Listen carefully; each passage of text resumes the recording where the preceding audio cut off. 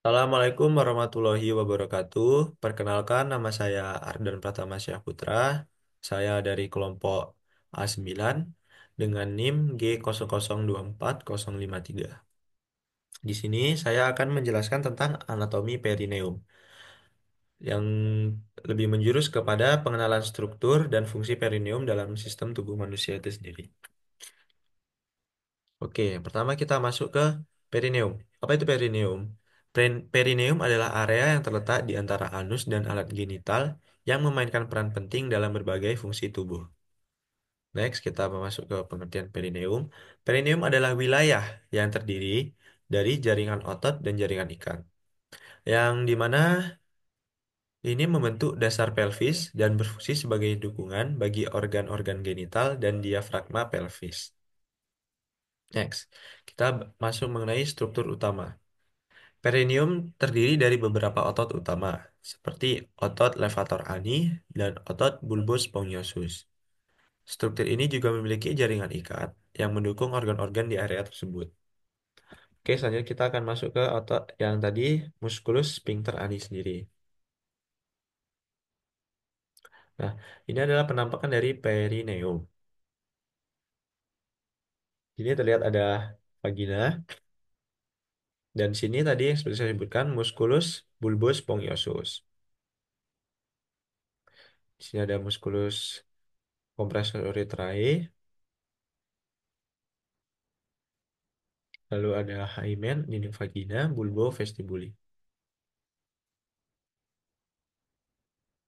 Oke, next. Kita masuk mengenai fungsi dari perineum itu sendiri. Tunggu sedikit patah-patah. Nah, kita masuk ke fungsi perineum. Apa sih fungsi perineum? Perineum justru memegang peran penting dalam organ genital, baik maskulina atau feminina. Perineum memiliki beberapa fungsi penting, yaitu mendukung organ genital, berperan dalam fungsi seksual, dan berfungsi dalam proses buang air kecil dan buang air besar. Ini juga membantu menjaga integritas pelvis dan mendukung struktur di sekitarnya. Nah, ini kita masuk mengenai otot-otot dari perineum, menjurus daripada struktur yang tadi sudah saya jelaskan. Otot-otot yang terdapat dalam perineum meliputi musculus levator ani, musculus bulbus spongiosus, dan musculus ischio-cavernosus. Muskulus-muskulus ini berkontribusi pada fungsi mendukung organ reproduksi dan berperan dalam proses berkemih. Oke, next kita membahas mengenai komponen vaskularisasinya. Perineum memiliki sistem vaskular, tunggu sedikit patah-patah, yang terdiri dari arteri dan vena yang menyediakan darah ke area tersebut. Nah, apa sih arteri utama dalam perineum ini sendiri? Arteri utama termasuk arteri pudenda interna atau arteri pudendus internus yang memberikan suplai darah penting untuk fungsi jaringan.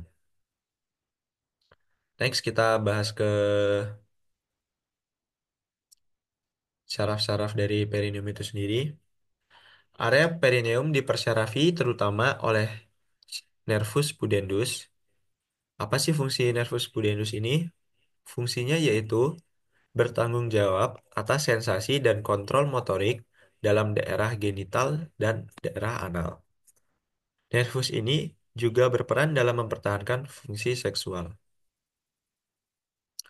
Oke, sekian penjelasan dari saya. Apabila ada kekurangan, kesalahan, atau kesalahan dalam pengucapan atau penjelasan yang kurang jelas, mohon dimaafkan. Saya Arden Pratama Syaputra, mahasiswa NIM G002453, telah menjelaskan. Terima kasih, Mas.